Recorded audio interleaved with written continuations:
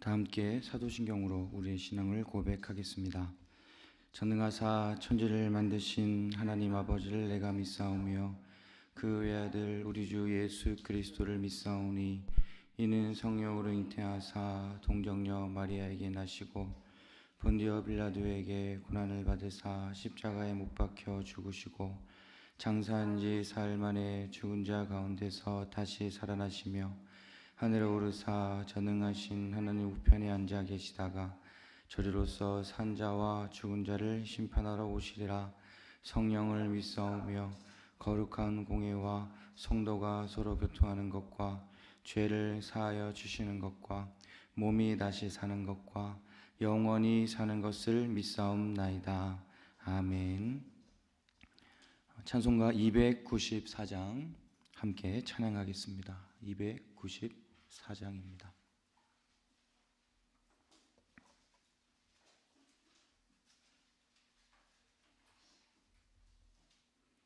294장 함께 찬양하시겠습니다.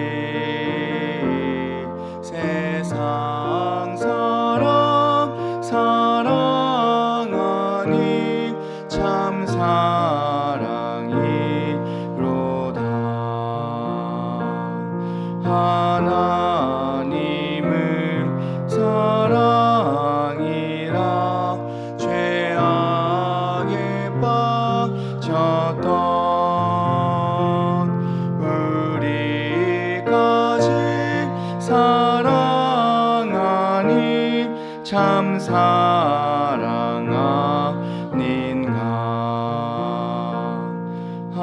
하나님을 배반하고 멀리 떠난 우리 원수같이 대적하나 사랑하여 주네. 하나님은 사랑이라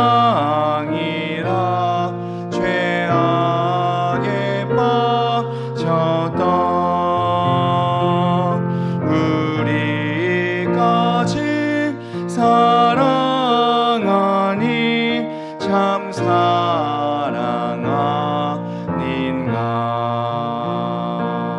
세상 죄를 사시려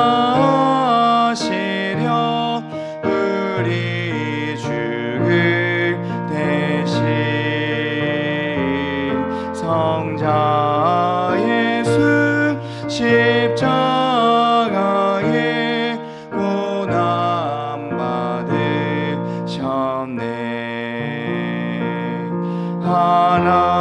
하나님은 사랑이라 죄악에 빠졌던 우리까지 사랑하니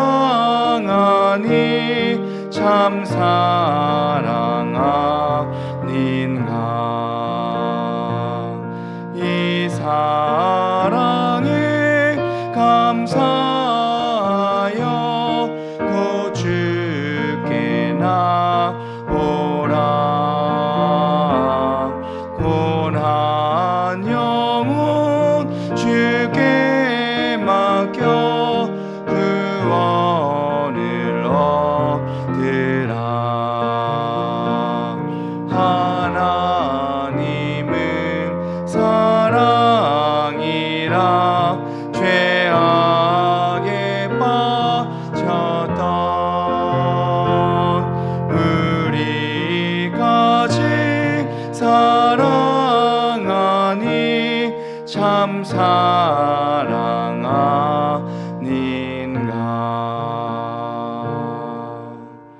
아멘. 오늘 우리에게 주신 하나님 말씀은 마태복음 7장 15절에서 20절까지의 말씀입니다.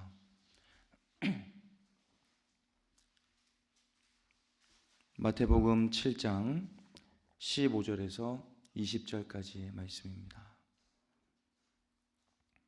함께 한 목소리로 읽겠습니다. 거짓 예언자들을 살펴라. 그들은 양의 탈을 쓰고 너희에게 오지만 속은 굶주린 이리들이다. 너희는 그 열매를 보고 그들을 알아야 한다. 가시나무에서 어떻게 포도를 따며 엉겅퀴에서 어떻게 무화과를 딸 수 있겠느냐. 이와 같이 좋은 나무는 좋은 열매를 맺고 나쁜 나무는 나쁜 열매를 맺는다. 좋은 나무가 나쁜 열매를 맺을 수 없고 나쁜 나무가 좋은 열매를 맺을 수 없다. 좋은 열매를 맺지 않는 나무는 찍어서 불 속에 던진다. 그러므로 너희는 그 열매를 보고 그 사람들을 알아야 한다. 아멘. 오늘도 변함없이 우리들을 사랑하시는 하나님의 은혜가 여러분 모두에게 충만하게 임할 수 있기를 바랍니다. 오늘 함께 읽은 이 본문의 말씀은 마태복음서 5장에서부터 시작된 예수님의 산상설교의 마지막 부분입니다. 특별히 7장에는 믿음을 가진 사람들이 주의해야 할 상황, 무엇을 조심해야 하는지를 예수님께서 말씀하고 있는 것입니다. 그러니까 믿는다고 말만 하는 것이 아니라 그 믿음에 합당한, 그 믿음의 고백에 합당한 말과 행동이 우리에게 있어야 한다는 것을 가르쳐 주고 계시는 것입니다. 여러분, 주님께서는 우리들을 빛으로 부르셨습니다. 빛은 어둠을 이기는 능력이 있을 뿐만 아니라 절망과 좌절에서 소망을 가지게 하는 그 힘도 바로 빛에 있는 것입니다. 우리들은 이렇게 빛으로 부름을 받았다라고 하는 것입니다. 전에는 어둠이었을지 모르지만 죄의 문제를 해결할 수 없고 또 절망과 고통의 여러 문제들을 해결할 수 없는 어둠이었을지 모르지만 이제 우리는 주 안에서 빛이 되어서 인생의 모든 어려움과 세상의 모든 어두움들을 밝히는 그런 빛의 자녀로 우리들은 부르심을 받았다는 것입니다.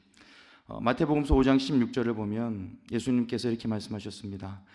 이와 같이 너희 빛을 사람에게 비추어서 그들이 너희의 착한 행실을 보고 하늘에 계신 너희 아버지께 영광을 돌리게 하여라 라고 말씀하셨습니다. 그러니까 내가 예수님을 믿는다라고 한다면 그 빛을 비추는 삶을 살아야 한다는 것입니다. 내가 빛을 비춘다는 것은 다른 말로 하면 착한 행실을 가지고 살아가는 것을 의미하는 것입니다. 그러니까 여기서 행실은 일상생활에서, 나의 일상생활에서 실제로 드러나는 행동이나 몸가짐을 말하는 것이죠. 그러니까 우리들은 빛의 자녀로 부르심을 받았고, 그리고 더 나아가서는 그 빛을 비추며 살아가야 할 소명도 받았다라는 것입니다. 그러니까 내가 예수님을 믿는다는 것은 단순히 내가 예수님을 믿습니다라고 고백하는 것뿐만 아니라 예수님께서 나에게 주신 그 생명의 빛, 그리고 그 소망의 빛을 비추며 살아가는 것, 그리고 착한 행실을 통해 그 빛을 드러내며 살아가는 것을 의미하는 것입니다. 여러분, 우리들은 세상에 살고 있지만 그 세상 속에서는 구별된 믿음의 사람으로 살아가야 하는 것입니다. 말로만 믿는다라고 하는 것이 아니라 말씀에 근거한 착한 행실을 가지고 생명력 있는 믿음으로 살아가야 한다라고 하는 것이죠. 요한계시록 3장 1절에서 사대교회를 책망하는 말씀이 이렇게 기록되어 있습니다. 너는 살아있다는 이름은 있으나 실상은 죽은 것이다. 살아있는 것처럼 보이지만 실제로는 죽은 것과 같은 모습을 가진 그 교회가 바로 사대교회라고 하는 것이죠. 그러니까 외적으로 보았을 때는, 그냥 겉모습만 보았을 때는 아무 문제 없는 그 교회의 외형은 가지고 있었지만 그 속에는 영적인 생명력이 다 끊어져 있었기 때문에 하나님의 책망을 받은 것입니다. 여러분, 우리에게 있어서 진정으로 중요한 것은 생명력이 있는 믿음입니다. 생명력이 있다는 것은 그 믿음으로 말미암아 날마다 내가 새로워지고 변화되는 것을 의미하는 것입니다. 착한 행실을 통하여 내가 받은 그 주님의 빛을 나의 삶의 자리에 세상 속에 비추며 살아가는 그것이 생명력 있는 믿음을 소유한 사람의 모습입니다.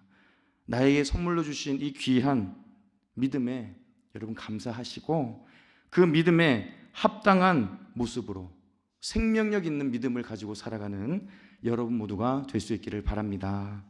함께 읽은 이 본문의 말씀에는 믿음에 합당한 모습이 무엇인지에 대해 기록되어 있습니다.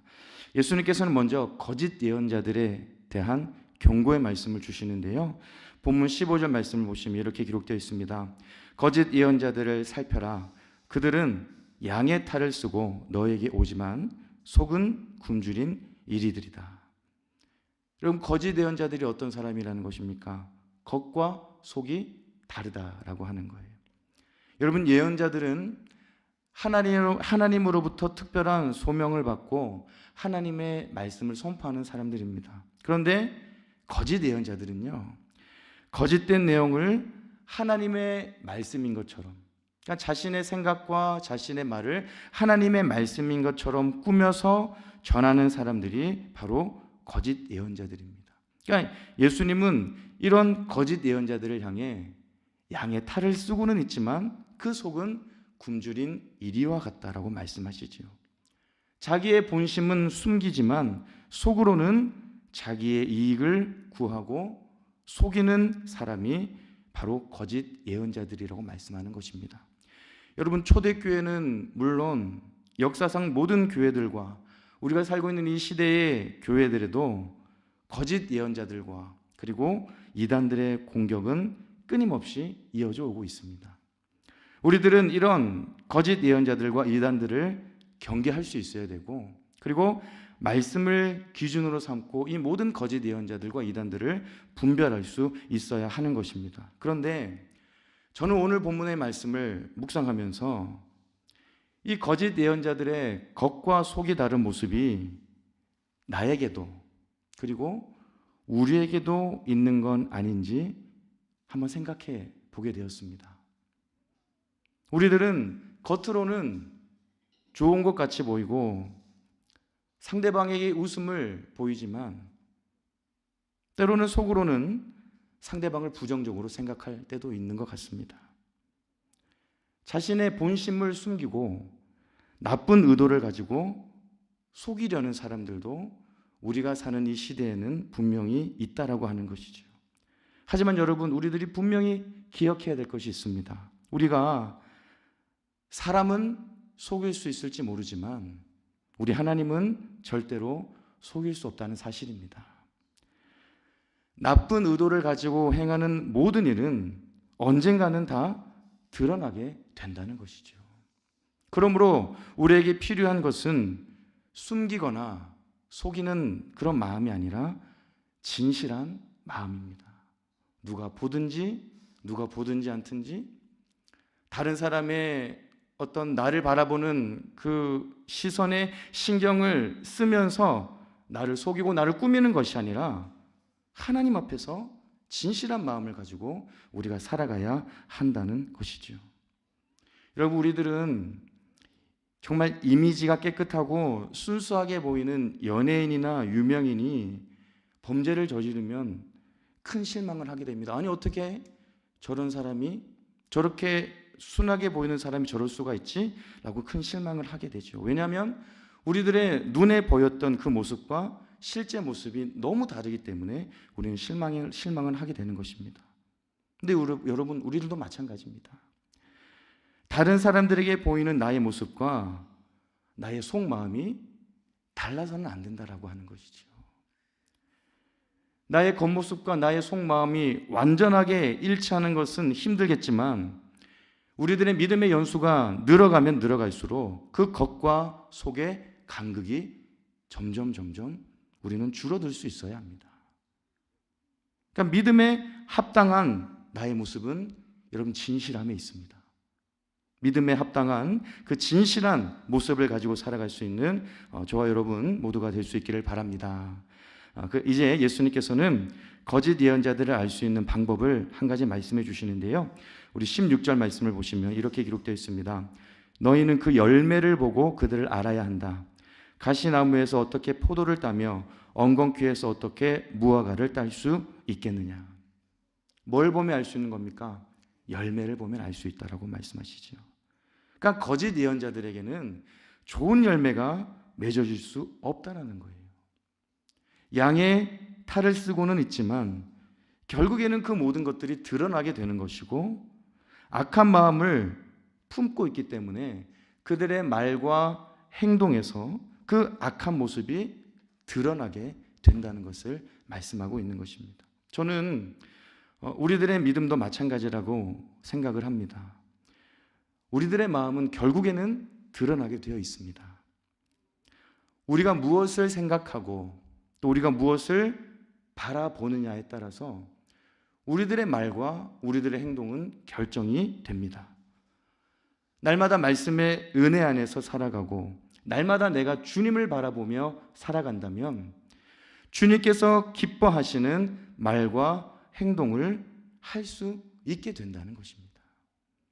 우리들은 믿음의 열매를 맺는 그런 인생을 살아가야 합니다. 우리가 너무나 잘 알고 있는 우리 갈라디아서 5장 22절 성령의 열매 그 구절을 보면 성령의 열매는 사랑과 기쁨과 화평과 인내와 친절과 선함과 신실과 온유와 절제입니다 라고 말씀하고 있죠. 이 성령의 9가지 열매가 우리들의 삶 속에 맺어지게 되면 우리는 그 열매를 통해서 믿음에 합당한 삶을 살아가는 사람이라는 것을 증명할 수 있다는 것입니다. 그럼 지금 나는 어떤 열매를 맺으며 살아가고 있습니까?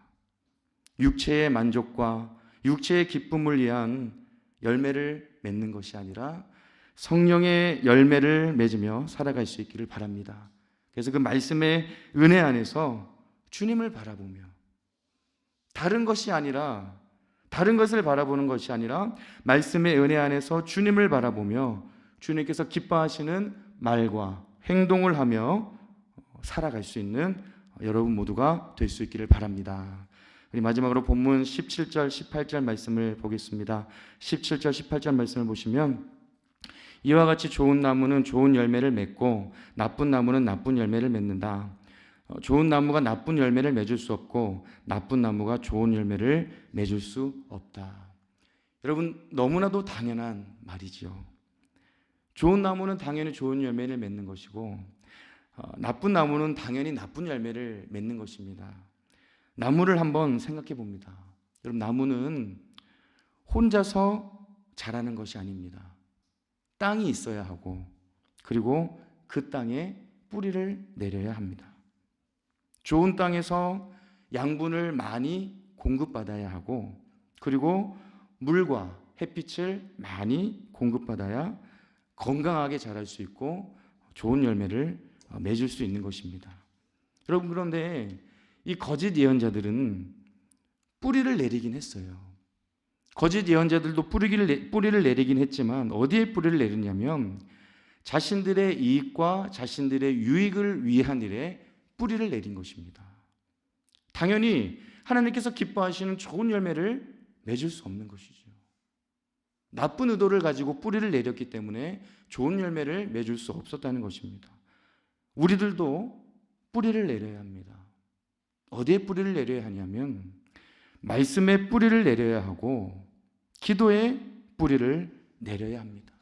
그래서 은혜를 충만히 받아야 우리는 영적으로 건강한 사람이 될 수 있는 것이고 영의 양식을 공급받아 결국에는 좋은 열매를 맺을 수 있게 되는 것입니다. 좋은 열매를 맺을 수 있는 비결, 그것은 바로 나를 버리는 것입니다. 내 자아, 내 욕심, 내 정욕을 다 십자가 앞에 내려놓고 은혜를 사모하고 오직 주님만 바라볼 때 그 인생 가운데 주님은 역사하시고 믿음의 열매를 맺게 하시며 결국 믿음으로 승리하게 하시는 것입니다. 여러분, 우리 모두가 하나님께서 주인 되시는 좋은 나무가 되기를 바랍니다. 좋은 나무가 되어서 날마다 좋은 열매를 맺으며 살아갈 수 있는 여러분 모두가 될 수 있기를 바랍니다.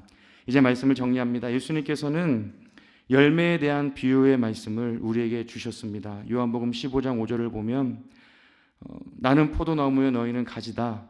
사람이 내 안에 머물러 있고 내가 그 안에 머물러 있으면 그는 많은 열매를 맺는다.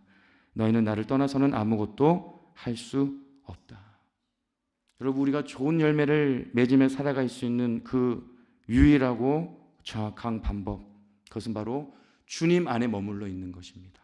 그리고 주님을 떠나지 않는 것입니다. 오늘 우리는 본문에서 거짓 예언자들의 모습을 봅니다. 양의 탈은 썼지만 속은 굶주린 이리와 같이 겉과 속이 달랐던 그 모습, 좋은 열매를 맺지 못하고 나쁜 열매를 맺었던 그 모습이 바로 거짓 예언자들의 모습이었습니다. 저와 여러분 모두가 이 거짓 예언자들의 모습을 통해 우리가 변화되기를 원합니다.